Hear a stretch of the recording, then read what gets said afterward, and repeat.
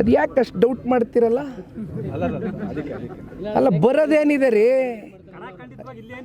ಅಲ್ಲ ನೋಡಿ, ನಮ್ಮ ಪಕ್ಷದ ಆಯ್ತು ಆಯ್ತಲ್ಲ, ಅವರೇ ಉತ್ತರ ಕೊಟ್ರಲ್ಲ. ಅವ್ರ ಆದೇಶನೇ ಅಂತಿಮ, ಕಾರ್ಯಕರ್ತರ ಆದೇಶನೇ ಅಂತಿಮ ಅಷ್ಟೇ. ಎಸ್ಸಲ್ಲಿ ಹೇಳಿ ನಾನು ಓದ್ ಬಂದ ಕಡೆ ಪ್ರತಿ ಜಿಲ್ಲೆ ಪ್ರತಿ ತಾಲೂಕಲ್ಲೂ ಇದೇ ಪ್ರಶ್ನೆ ಕೇಳ್ತೀರಿ. ಒಳ್ಳೆ ಕತೆ ಐತಲ್ಲ. ಯಾವುದೋ ಒಂದು ಚುನಾವಣೆಯಲ್ಲಿ ಈಗ ತಾನೇ ಕಾರ್ಡ್ ಬಗ್ಗೆ ಹೇಳಿದೆ. ಇನ್ನೂ ಪಾಪ ರೌಂಡಪ್ ಆದಂಥ ವ್ಯಕ್ತಿಗಳು ಭಾಳ ಜನ ಇದ್ದಾರೆ. ನಿಖಿಲ್ ಕುಮಾರಸ್ವಾಮಿ ಮುಂದೆನೂ ರೌಂಡಪ್ ಆಗ್ತಾರೆ. ನಾ ತಲೆ ಕೆಡಿಸ್ಕೊಳ್ಳಲ್ಲ. ಯಾಕೆ ಹೇಳಿ?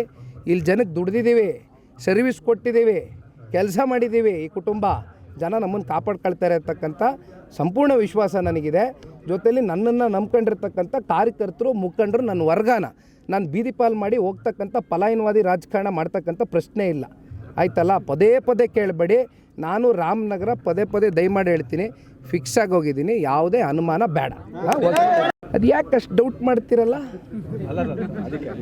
ಅಲ್ಲ ಬರೋದೇನಿದೆ ರೀ? ಅಲ್ಲ ನೋಡಿ, ನಮ್ಮ ಪಕ್ಷದ ಆಯ್ತು ಆಯ್ತಲ್ಲ, ಅವರೇ ಉತ್ತರ ಕೊಟ್ರಲ್ಲ. ಅವ್ರ ಆದೇಶನೇ ಅಂತಿಮ, ಕಾರ್ಯಕರ್ತರ ಆದೇಶನೇ ಅಂತಿಮ ಅಷ್ಟೇ.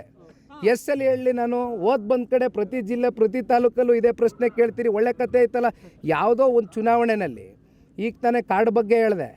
ಇನ್ನೂ ಪಾಪ ರೌಂಡಪ್ ಆದಂಥ ವ್ಯಕ್ತಿಗಳು ಭಾಳ ಜನ ಇದ್ದಾರೆ. ನಿಖಿಲ್ ಕುಮಾರಸ್ವಾಮಿ ಮುಂದೆನೂ ರೌಂಡಪ್ ಆಗ್ತಾರೆ. ನಾ ತಲೆ ಕೆಡಿಸ್ಕೊಳ್ಳಲ್ಲ. ಯಾಕೆ ಹೇಳಿ?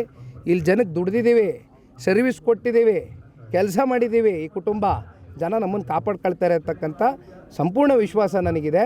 ಜೊತೆಯಲ್ಲಿ ನನ್ನನ್ನು ನಂಬ್ಕೊಂಡಿರ್ತಕ್ಕಂಥ ಕಾರ್ಯಕರ್ತರು ಮುಖಂಡರು ನನ್ನ ವರ್ಗನ ನಾನು ಬೀದಿ ಪಾಲು ಮಾಡಿ ಹೋಗ್ತಕ್ಕಂಥ ಪಲಾಯನವಾದಿ ರಾಜಕಾರಣ ಮಾಡ್ತಕ್ಕಂಥ ಪ್ರಶ್ನೆ ಇಲ್ಲ. ಆಯ್ತಲ್ಲ? ಪದೇ ಪದೇ ಕೇಳಬೇಡಿ. ನಾನು ರಾಮನಗರ ಪದೇ ಪದೇ ದಯಮಾಡಿ ಹೇಳ್ತೀನಿ, ಫಿಕ್ಸ್ ಆಗಿ ಹೋಗಿದ್ದೀನಿ. ಯಾವುದೇ ಅನುಮಾನ ಬೇಡ.